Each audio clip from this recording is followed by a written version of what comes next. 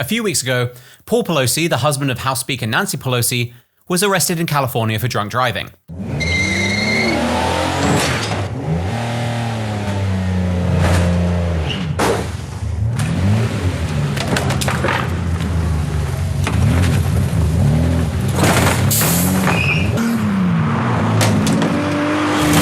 Despite causing a two-car wreck while intoxicated, Paul Pelosi is still an above-average driver for the Bay Area.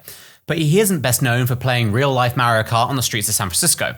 No, he's best known, alongside his wife, for making an absolute ton of money in the stock market, which, in addition to real estate and exporting flying monkeys to Iran, has made the Pelosis a California dynasty.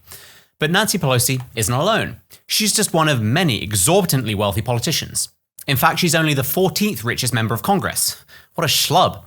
She's only personally worth around $46 million, or around $120 million if you include Paul Pelosi. Senator Rick Scott is worth $200 million. That's more than 4 Nancys or 200 Hunter Bidens.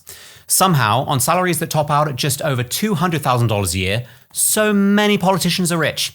Yes, some of them were rich before and some will get rich after, but a lot get rich, or at least much richer, during.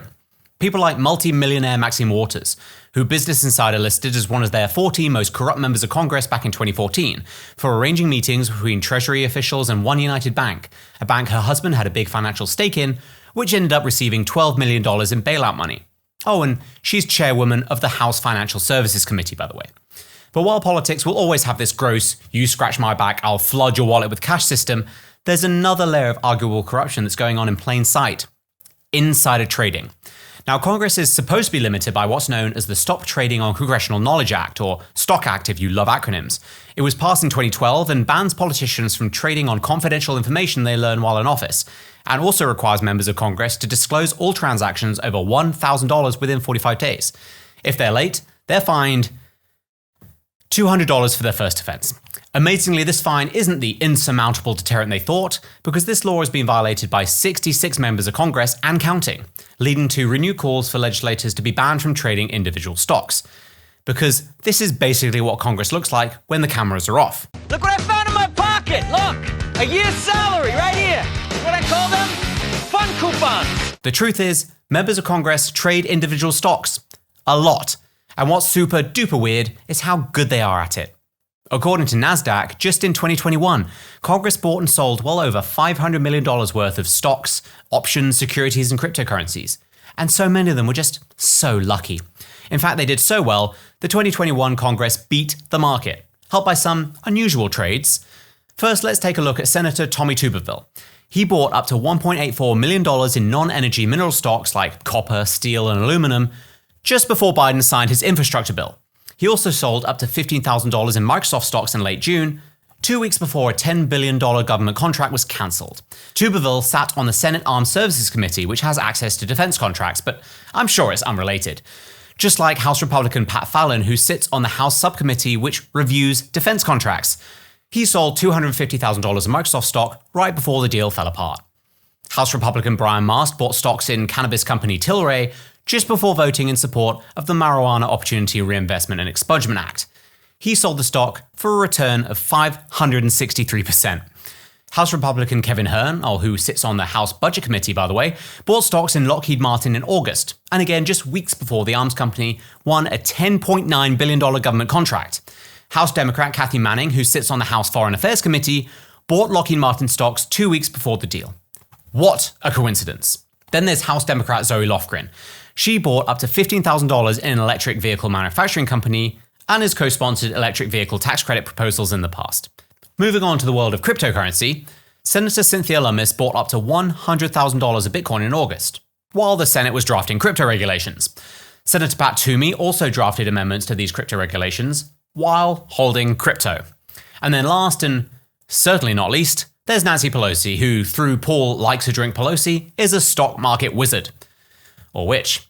In March of last year, the Pelosi power couple bought up to $3 million in Microsoft stock. And what do you know? Under 2 weeks later, Microsoft announced a $22 billion contract with the US Army, putting them up 160%. This year, just a few weeks before Congress voted on whether to invest $54 billion in semiconductor manufacturing and research in the US, Paul Pelosi invested millions in Nvidia. What do they make? Semiconductors. Where are they based? Silicon Valley, which is in the US.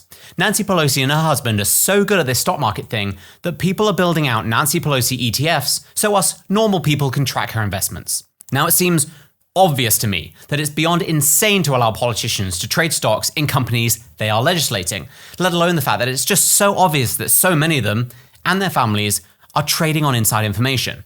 If you don't believe me, check out Nancy Pelosi being asked whether her husband ever made a stock move based on information she provided. Over the course of your career, has your husband ever made a stock purchase or sale based on information you received from you? No, absolutely not. Okay, thank you. Turns out that Shaggy's "It Wasn't Me" was actually inspired by Nancy Pelosi being caught on TD Ameritrade at 3 a.m. After that awkward question, Nancy Pelosi scuttled off because a wad of hundreds was giving her a wedgie. Shortly after this press conference, Paul Pelosi dumped all of his Nvidia stock for a total loss of over $341,000. That'd be a lot of money for most of us. Either they're feeling the pressure, or Nvidia will go out of business next week.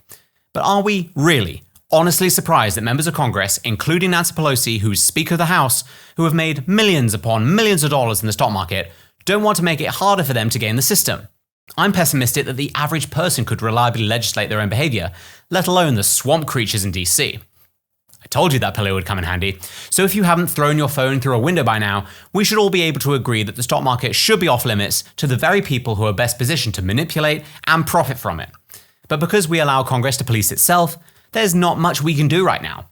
The House is working on legislation that might ban members of Congress, senior staff, and maybe their spouses from buying, selling, or trading individual stocks. But remember, Nancy Pelosi is Speaker of the House. This is the woman who thought the best way to prove she was just like the average citizen was to put on her favorite wig and call into the Late Late Show to show off her $24,000 freezer full of $12 a pint ice cream. If you think Nancy's going to take a pay cut because of a silly thing like corruption, you're higher than Joe Biden at a press conference. But there is a bright side. When the American dollar becomes worthless and China buys the country from under us, she will be just like us. Oh, except the Pelosi family has millions of dollars invested in China, so maybe not.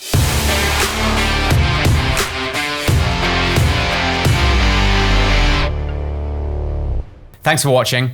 If you like that clip, subscribe to our YouTube channel where you can watch full episodes and other clips just like this one. Make sure you ring the bell for notifications and tell all your friends about it.